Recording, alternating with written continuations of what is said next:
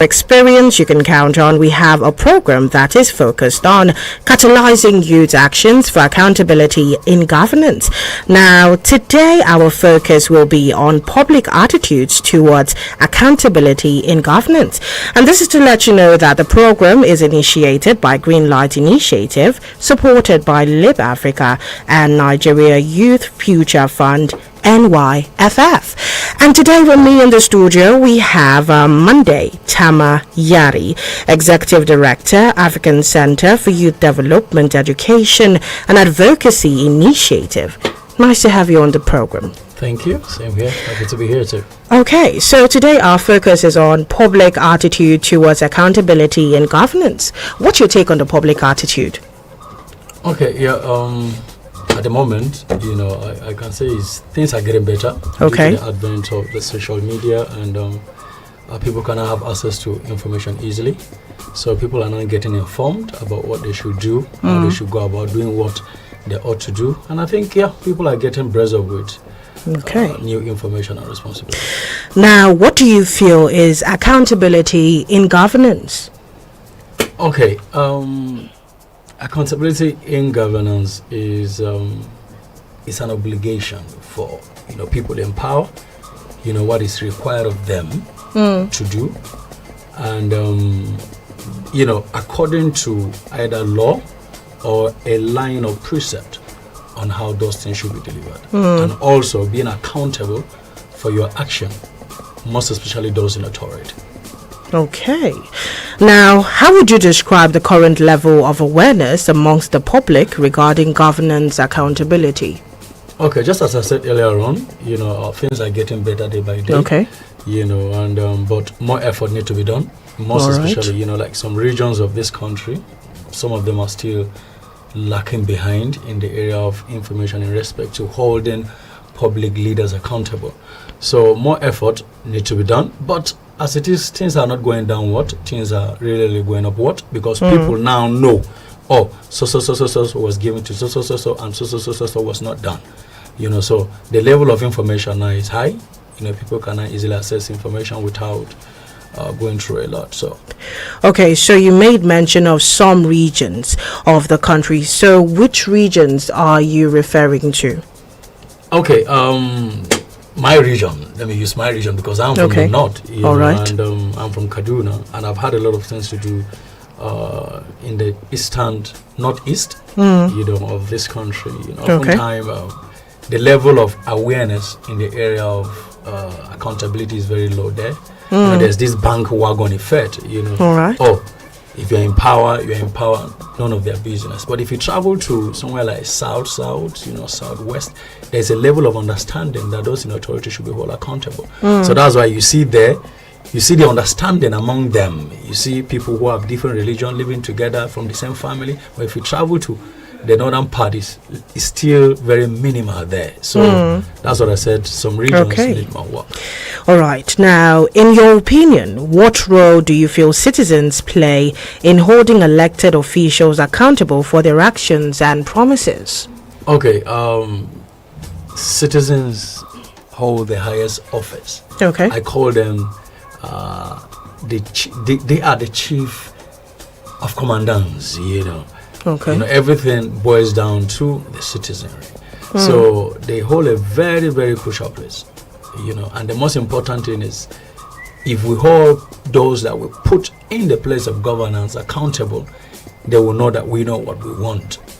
So it's very, very important that we hold the people that we put in public places accountable, according to the laid down principles, what is required of them. For example, sometimes back I carried the research about constituency offices. Some of these lawmakers have constituency offices, but what citizens are asking of them is different from what they should be asking. So there is this need to realign everything. But citizens hold a very important place. Okay. Now that you have talked about the role, what do you feel are the challenges citizens face in actively participating in accountability processes in governance? Okay. Or do you feel there are any challenges? Yes, a lot of challenges. Okay. One among them is these cultural hindrances. Okay.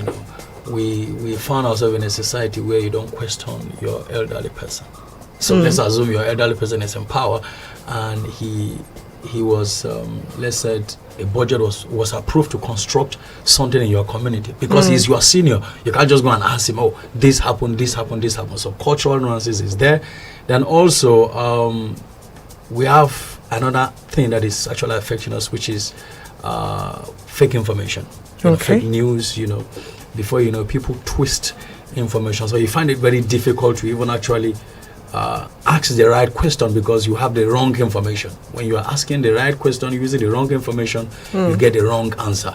So the widespread of fake information, and also the information that we also have, we don't have access to them, which is the inaccess to the information that we also to have. Like now, we don't actually know how much is budgeted, how much AMAC, budgeted for 2023. It's difficult. You don't have, because if you know what it takes, you will know where all the expenses or where the budget allocations goes to. But because we don't have that, so access to information, again, right information, not them say information, is really, really difficult. So those are some among many. Okay, so cultural hindrances, fake news, and lack of accessibility. Now, how effective do you believe government institutions are in promoting transparency and accountability? Okay, at the moment, this is a triple-up question. Because some institutions are trying, while some are just there, while some are not trying. So for those in security, not all. Let me just use a case of EFCC.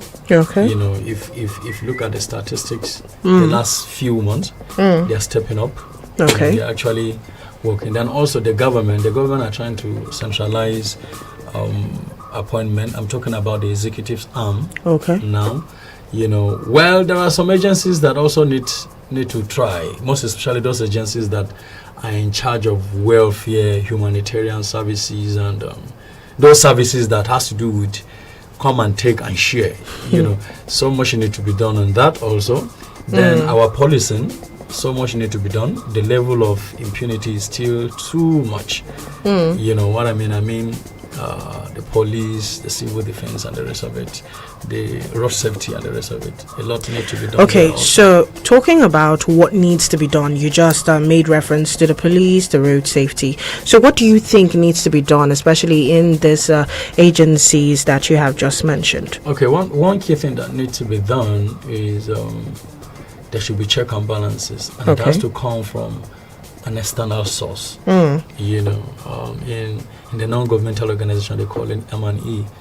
Someone should be there checking and appraising. There should be a either weekly, monthly, quarterly appraiser of their performance. And also, most of all this, in this part of the world, we hardly have town hall meeting.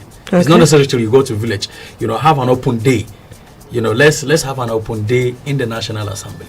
Where come, speak your mind. Let's hear from you. And they're there, not they are somewhere. They are physically there. And let citizens talk. So we don't have town halls meeting here. If in the Western world you see them, their elections are basically more of like town halls meeting.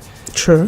Where people sit, let's hear from. But here it's not like that. So such a thing need to be introduced and also embraced. All right, still following up on that.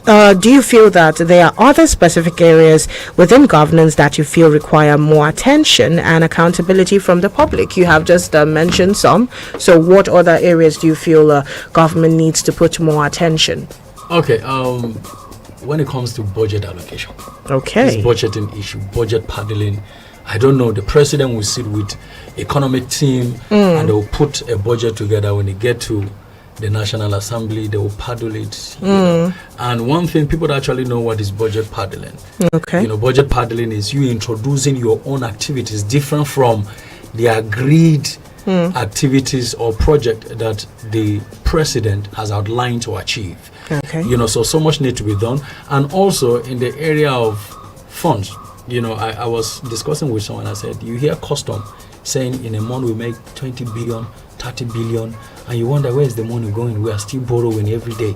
Almost all ministries will never tell you that they make loss. You know, they keep telling you we make so Air Force will come, we make so recovery, we make so money. At the end of the day, government is still borrowing to, you know, fund the activity. So much need to be done in the area of budget, funding, and also transparency in those things. Okay. Yeah.